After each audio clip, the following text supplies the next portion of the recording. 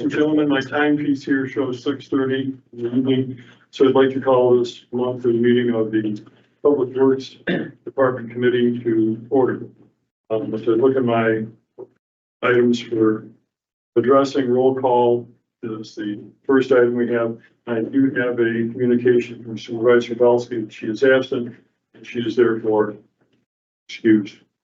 Item number 3, we have citizens comments. Excuse me, I go back up.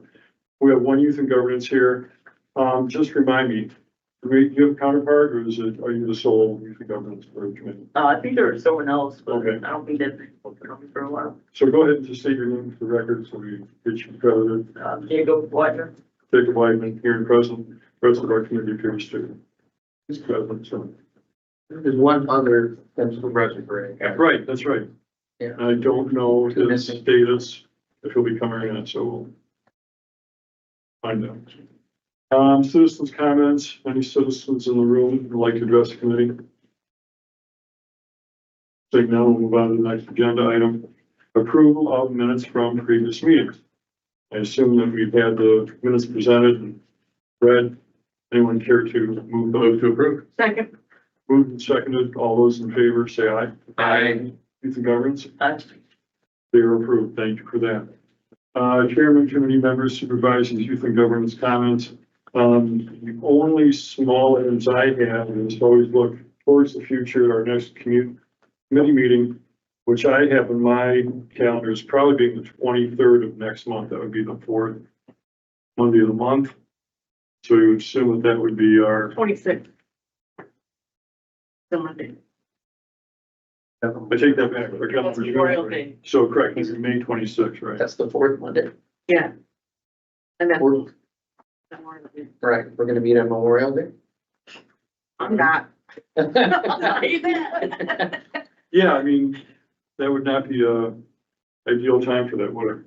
Why don't we entertain the thought of moving it then to May 19th, which would be the preceding Monday. Okay, I'm gonna miss that.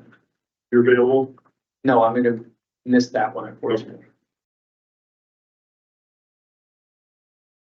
It was tentatively slated for May 19th. The other thing I have on my agenda is I look on some of our division reports here, and I think it is most helpful when we as a committee and the general public, for all you listeners out there in TV land, to know what the status is with the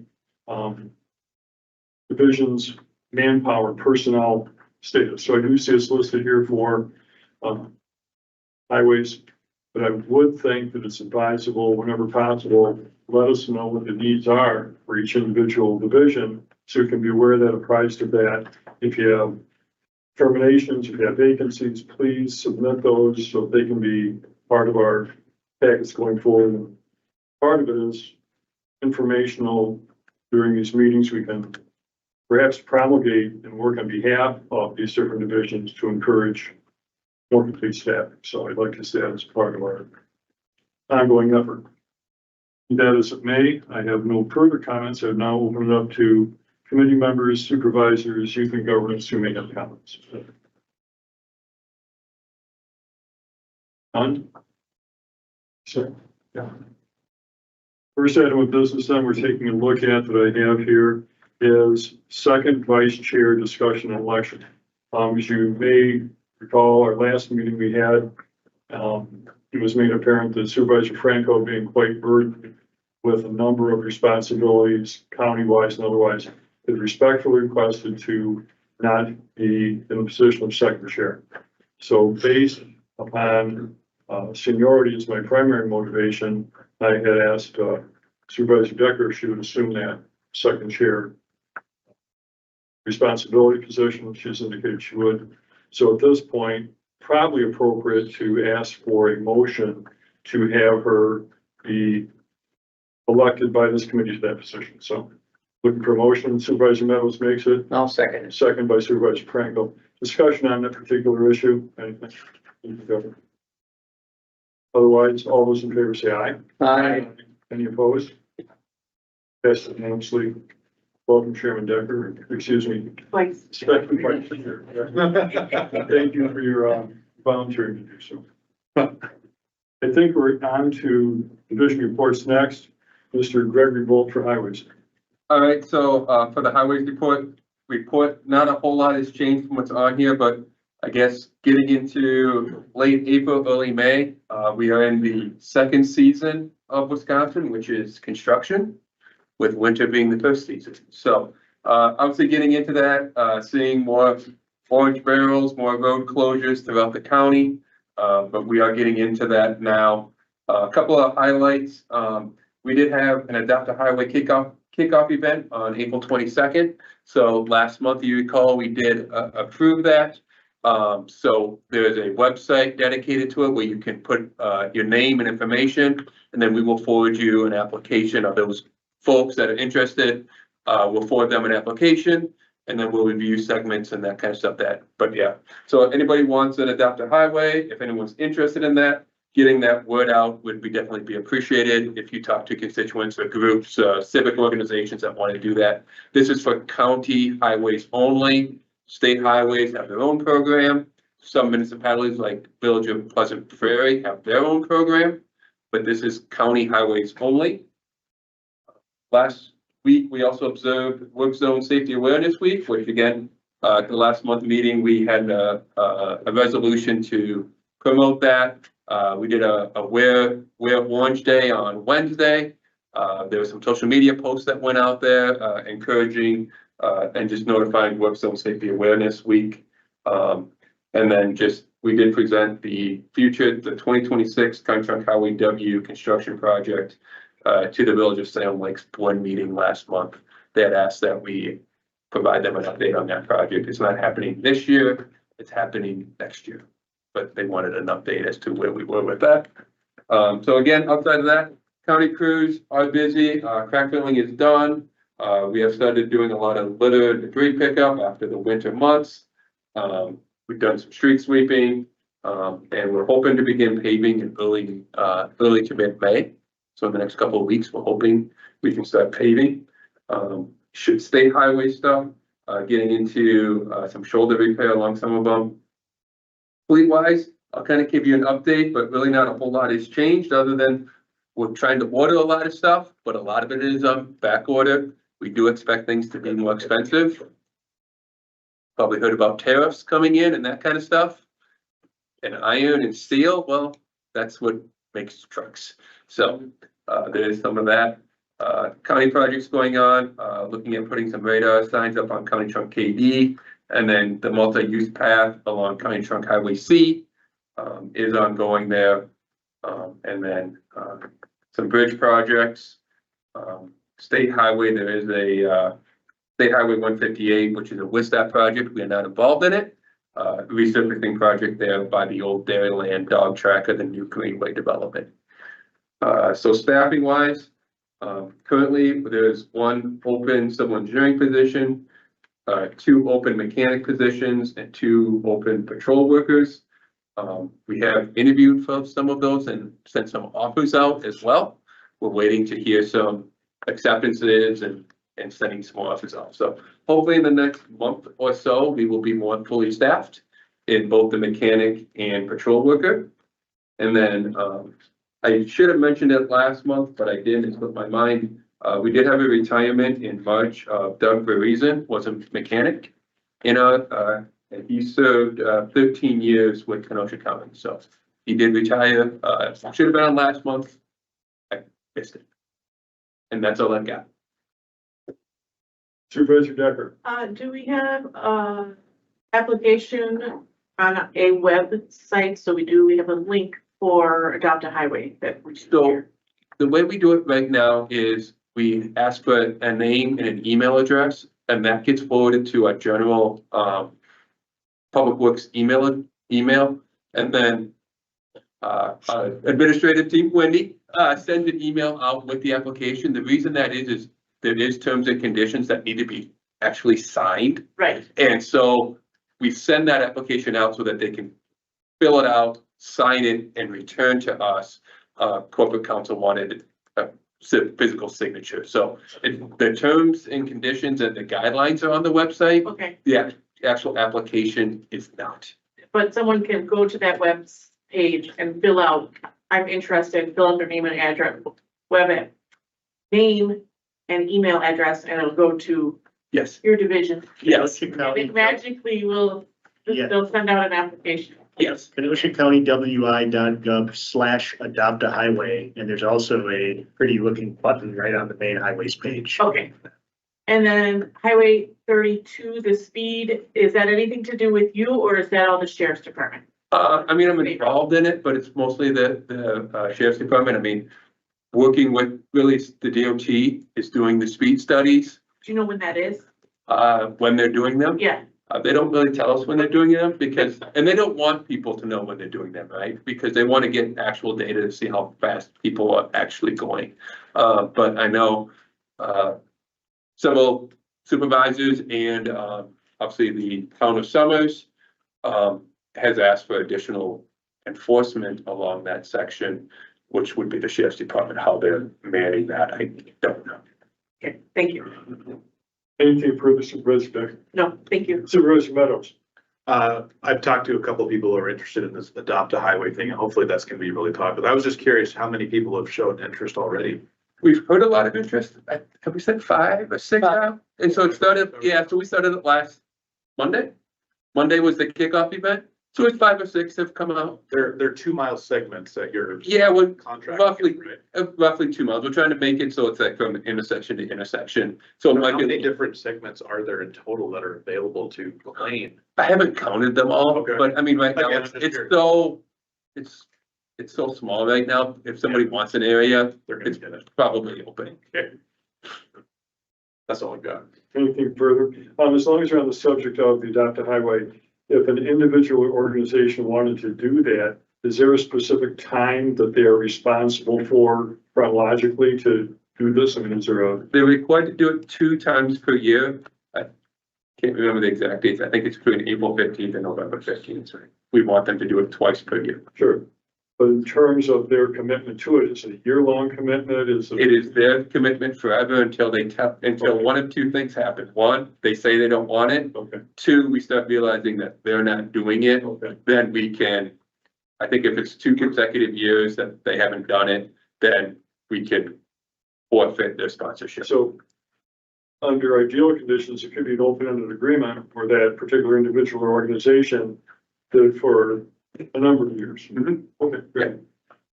Supervisor Decker, do you have a question?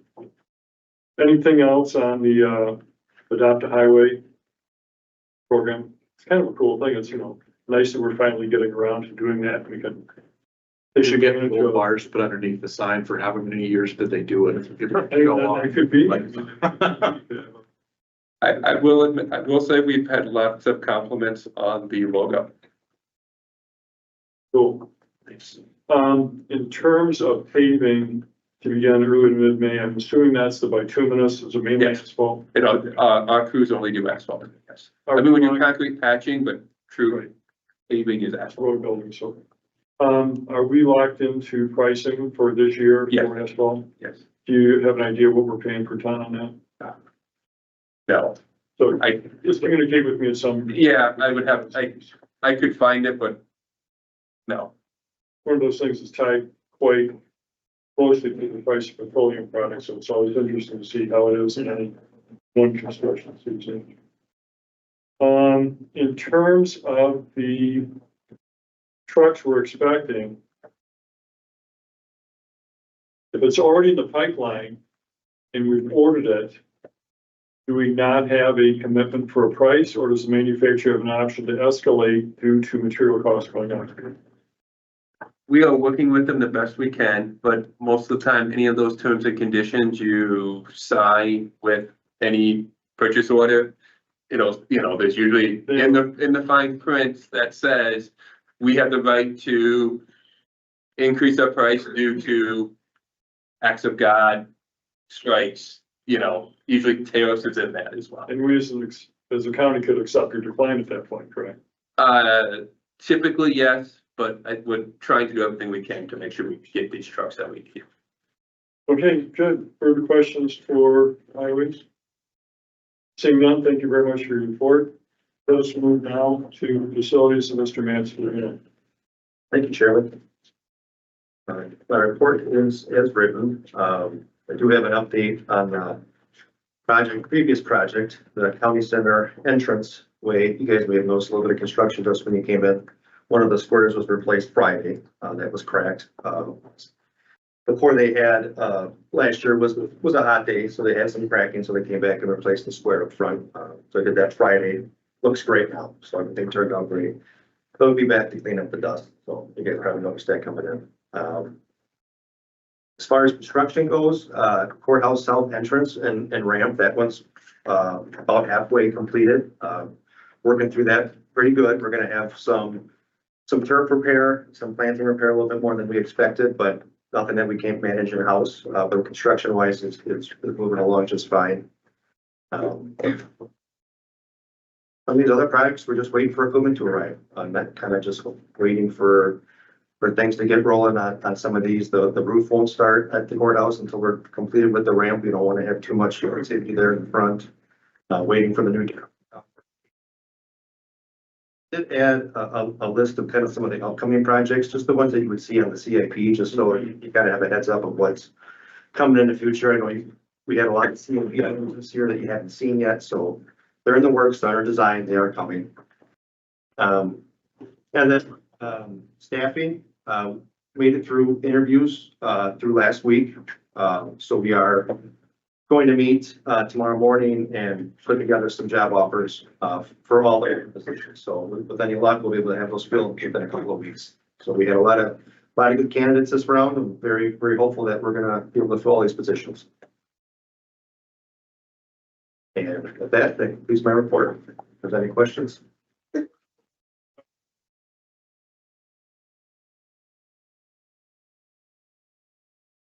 One thing that came up, I just want to know what the timeline is, if you have it, if this is your responsibility or not. I understand in this building, we have an elevator and it had a failure to one of the hydraulic components and so forth. What is your, first of all, is that your responsibility or is it not? Yes, it is. Yeah. So as part of the carryover resolution, we did allocate some funds to get that completed. So there'll be a delay in that. So it's a jack replacement. So it'll be 12 weeks again on that part. So that one will be down probably until fall before we get that rolling.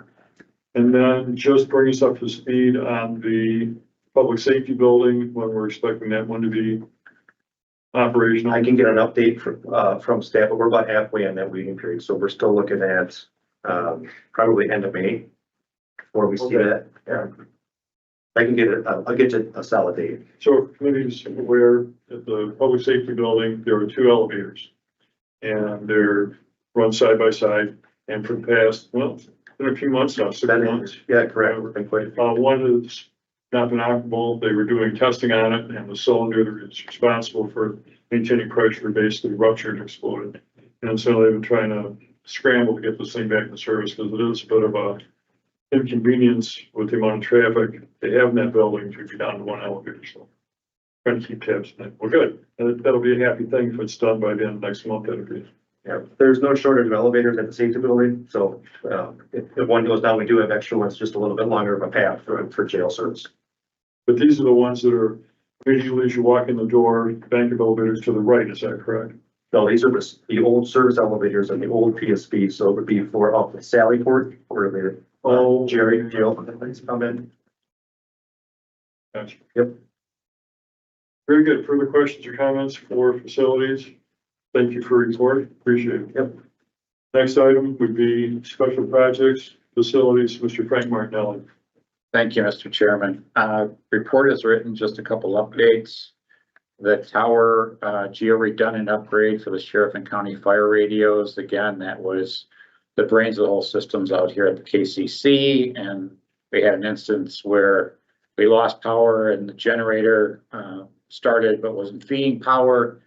We realized that that was another point of failure, so we put another set of brains downtown in the PSB with Baycom. That worked out well, but in the process, Baycom realized that the backup dispatch center out here is connected to the system out to the tower through analog lines and not through fiber, and that would cause an issue with automatically transferring. And if it automatically transferred there, but they were out here. So, we dug into it with IT department. It turned out that we do have spare fiber lines from there into the building, into our IT closet, which is right next to backup dispatch, and Baycom will hook them up and put the equipment for free. So we'll be able to have everything tied in together. Ceremonial courtroom. We got the bids back. They're still verifying the bids and making sure that they have all the scope in it. The bids look favorable. We don't want to count our chickens before they're hatched. We're still got to check and make sure they got all the scope in it. But right now it looks like we've got more than enough money to do the ceremonial courtroom and the back rooms that we had as an alternate just in case. So I'll be able to give a better update on the numbers next month. Going on to the PSB underground gasoline, diesel, and fuel tank designs. We bid it out right away after the 2025 budget was passed with the extra money. Again, like our outdoor projects, roofs, stuff like that, we bid it out right away when their books are empty to get the best pricing. And in this case, it worked. It actually came in less than last year, even with the price increases. But there was also another positive to this. The tanks were coming out of Canada, and then with everything going on, so it went from 14 to 20 to 34 weeks to source them from the United States. So it'll still fall within the window, and we'll still get it done this year. In October, it looks like maybe they'll be able to squeeze it a little better, but it turned out because we did bid it right away and we kind of got in, we'll still get it done this year. So We're expecting it'll be done this year. correct. Do we have the tanks on this side of the border at this point? Yes, they're coming from the United States. Well, they're not coming from Canada. The original ones were coming from Canada, but the tariffs and everything, they moved it. I say, They had got two factories, one in Canada, one from the United States, but that one is just overwhelmed. okay. It pushed us out, but because we bid it so early, we're still getting it in this year. Kemper shingled roof replacement project, all done, just a few punch list items, closeout docs, and that's it.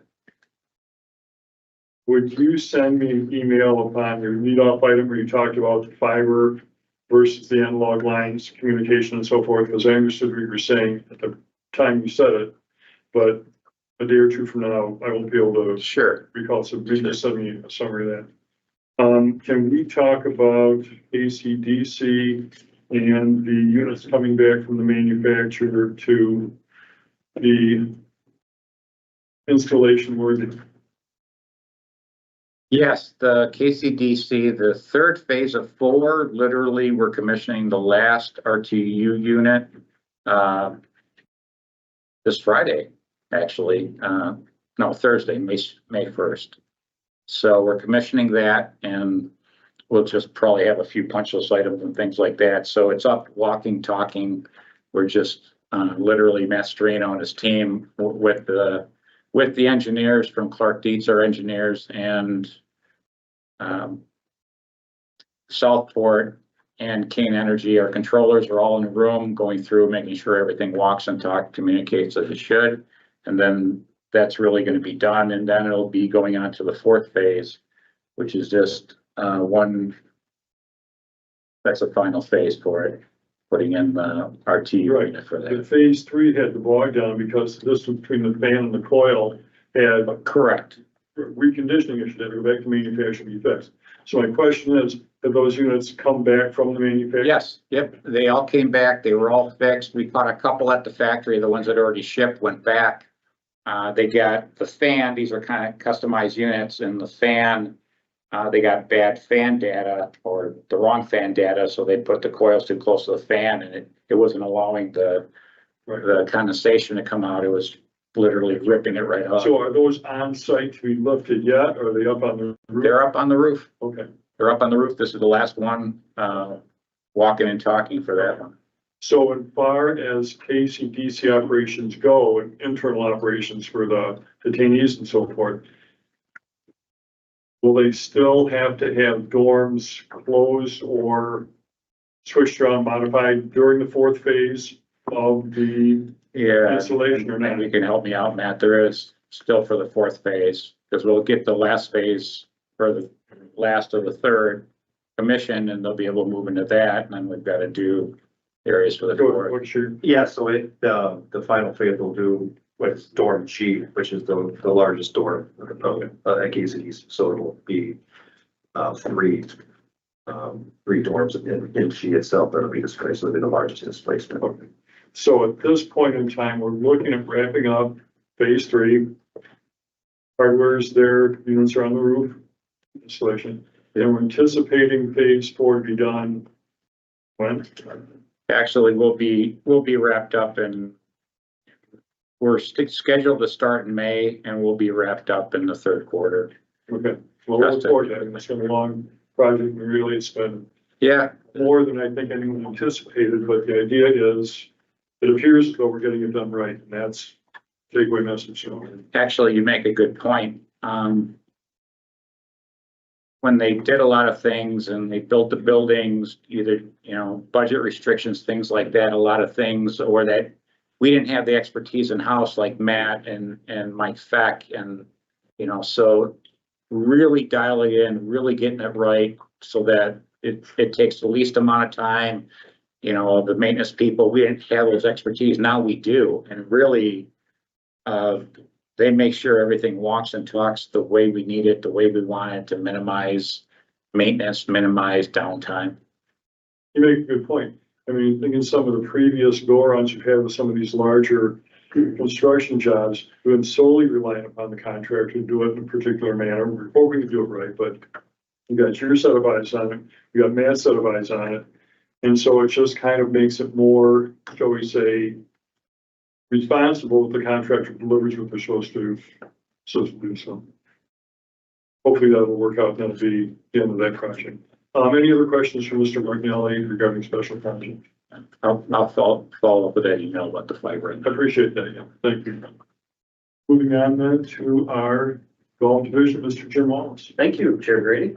Obviously, we're fully open. The weather is not great.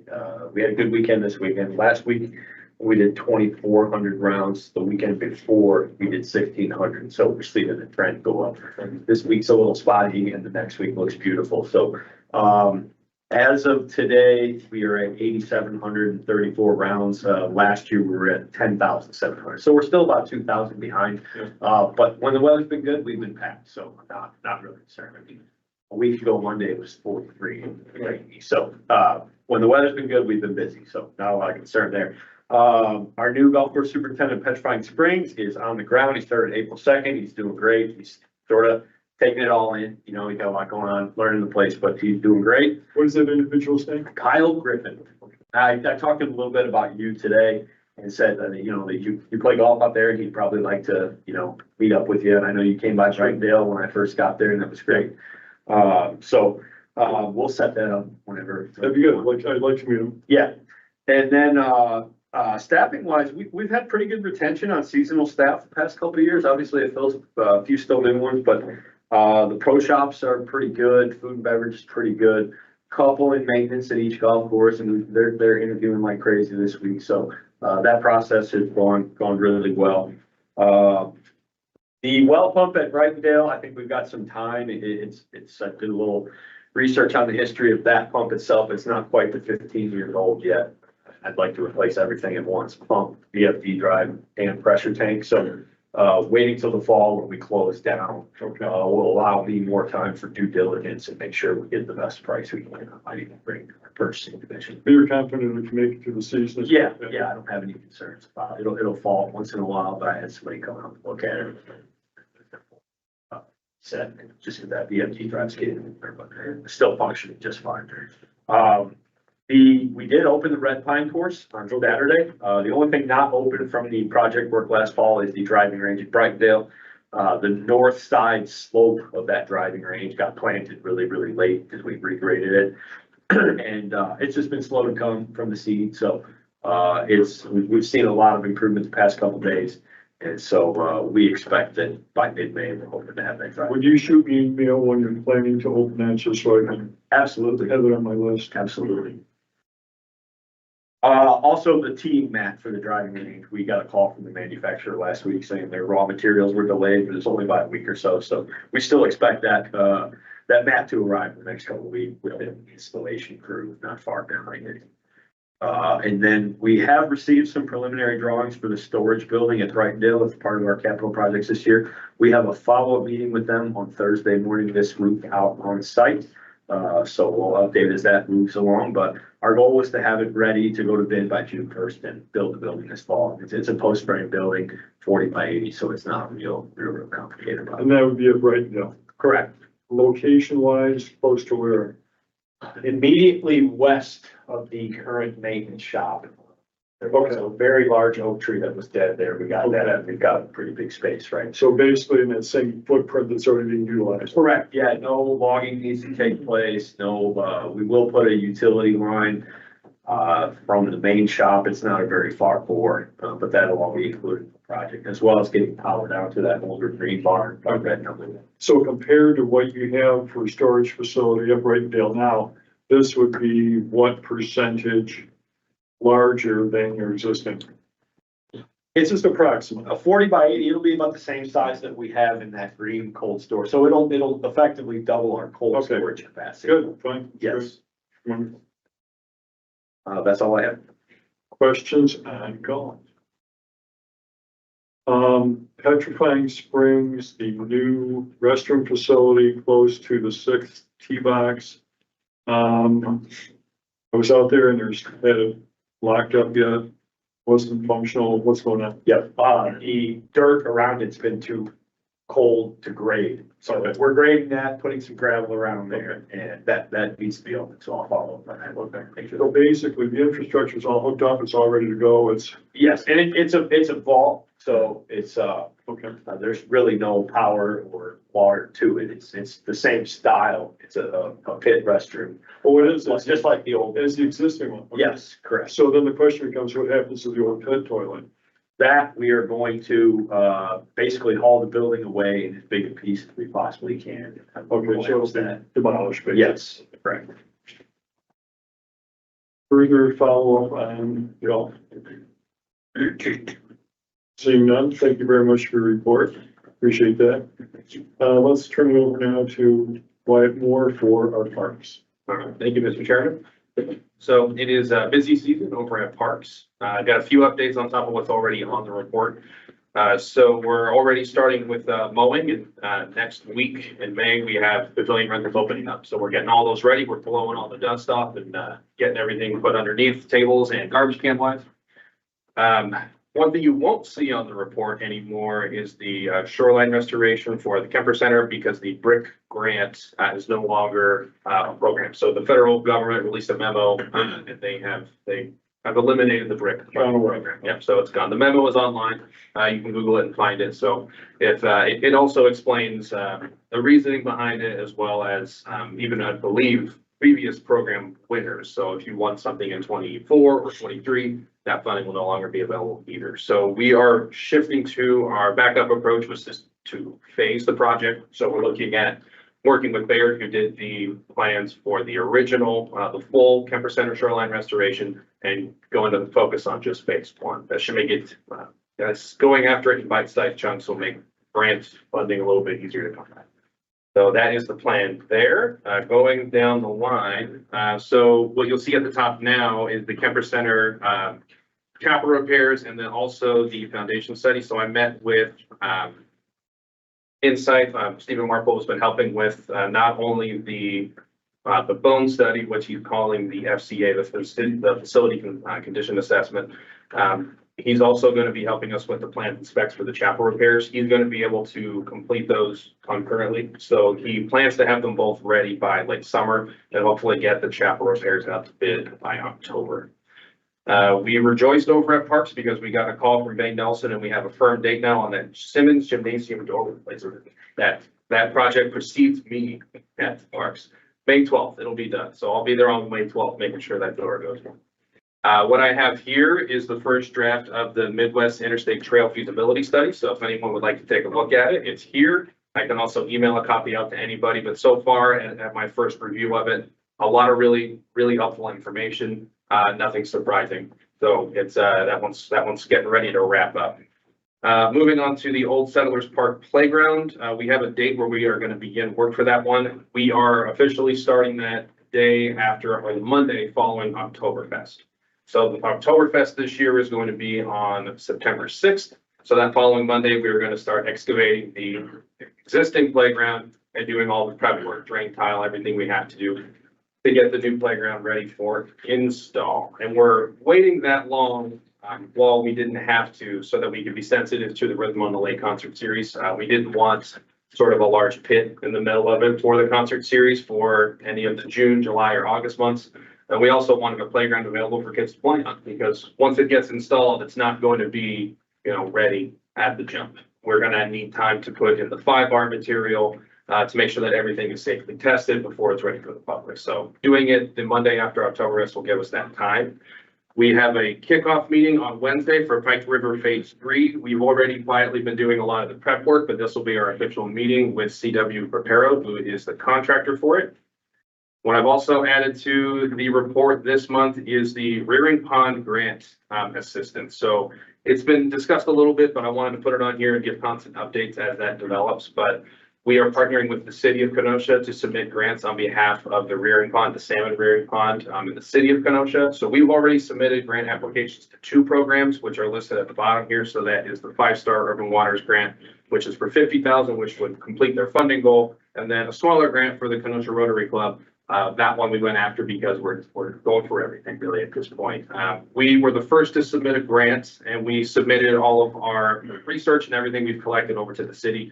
And I listed some of the grants that they're looking at as well. So the city is working on a Lowe's Hometown Grant, Acres for America program, and the National Coastal Resilience Fund.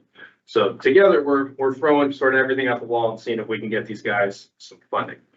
At the end of my report, I spoke a little bit about staffing, but I want to elaborate just a little bit because we are similar to golf. We are in a hiring frenzy right now. Now we feel very lucky. A lot of our West End seasonals are choosing to return. So at the moment we have 18 lifeguards, 3 feed collectors, 1 assistant beach manager, 8 short-term maintenance, and 3 long-term maintenance just on the West End. East End has been fully staffed for a little while, so we're okay over there. But we are still looking to hire potentially 3 more long-term seasonals and 2 more assistant beach managers. But beyond that, we're feeling pretty staffed up. So we have a few more interviews this week.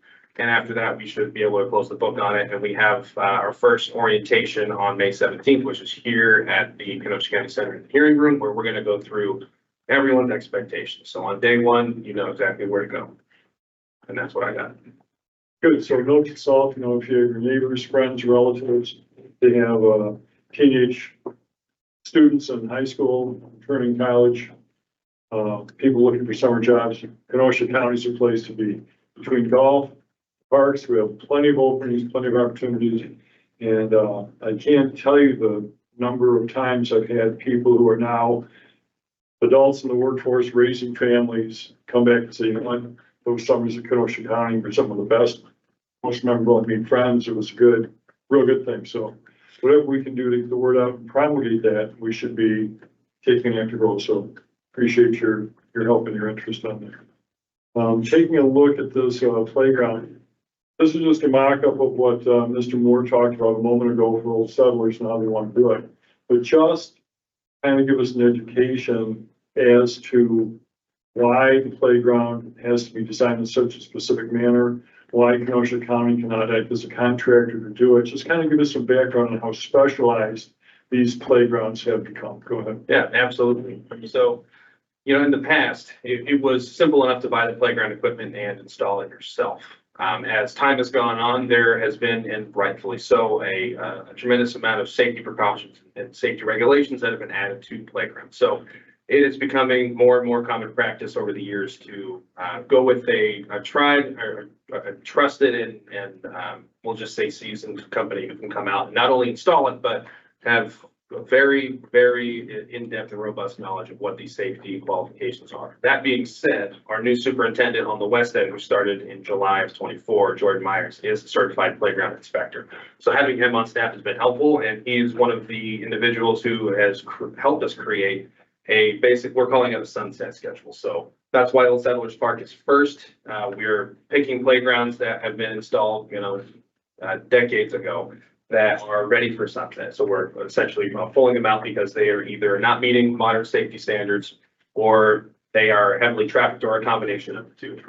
So Old Settlers Park was a perfect combination of the two where it's easily our most heavily utilized playground and also one of the oldest. So as it comes out, we are installing this new one and we're hoping that we can set a standard with it. So this one comes from Burke. And what we are focusing on is not just more ways to climb and sort of use your imagination while you're playing, but also ADA accessibility. So if you look, and if you don't mind, I'll actually hold it up as well.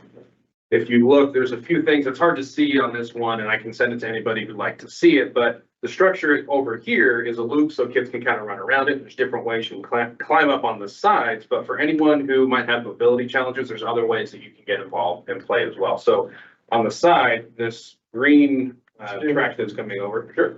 The green track that's coming over here, that is called port in place surfacing, which is a rubber kind of material. It's impact rated, so you can fall on it and you won't get hurt. They impact rated the same as it would be for the wood chips that are surrounding it. But big difference is it's also hard enough to where you can roll on it. So anyone with mobility challenges, wheelchair, or even a footer or a walker can wheel onto it. There is a transfer slide, so you can wheel up to the side of the slide, walk your way up, go down on the slide and just kind of keep going through, because that was a big issue with the previous playgrounds where someone could wheel you up to the entrance to the slide. Once you get all the way to the top and go down, then you have to get back in the wheelchair, wheel all the way back around. Well, this eliminates that. Keep going all day. And we have other pathways here to two different, one rocker swing. So you can wheel up to it, pull yourself on and rock on it. And then also a swing you can wheel over to with a stroller as well. So a lot of different ways to invite more people to the park to play. So he was elucidating the safety, which should be first and foremost for our patrons, that it's a safe place for their children to play. But also there's a certain amount of liability that goes along with design and installation. If it's not done to a certain standard, and it should be, hopefully it would not happen, some type of injury, there could be a search for liability.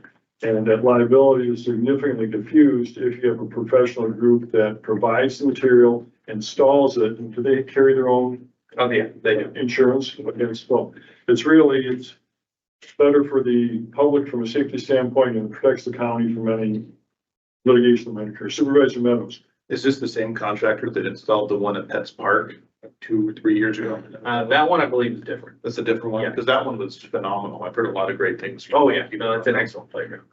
Okay. Backing up, he was talking about the rearing pond for sport fishing. Who has ever seen the rearing pond? Ever seen the rearing pond for sport fishing? Ever seen it? I looked it up on Google Maps. It is just north of the Bank Ocean, so almost the corner of 7th Avenue and Sheridan Road there. It's kind of a cool thing to watch. People don't think, that much about it when you drive by it, but there's a tremendous economic impact on this area because people come from all over the Midwest. I see license plates from Iowa. I see them from all over the Midwest, coming certain times of the year to go out Lake Michigan, charter boat fishing.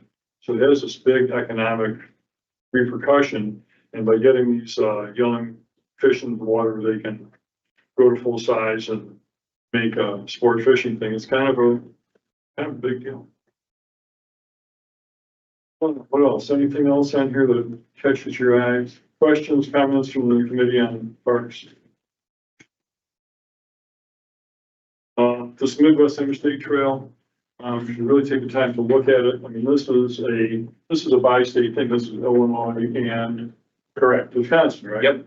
And it has to do with the west end out by Wilmot. There's some gravel pits and so forth out there, and they reach their life expectancy of being able to be mined and so forth. So the idea is, rather than just let them go to seed or become a hazard, hey, we can make a cool recreational opportunity, which can draw even more people to Kenosha County for cool hiking, biking, nature opportunities.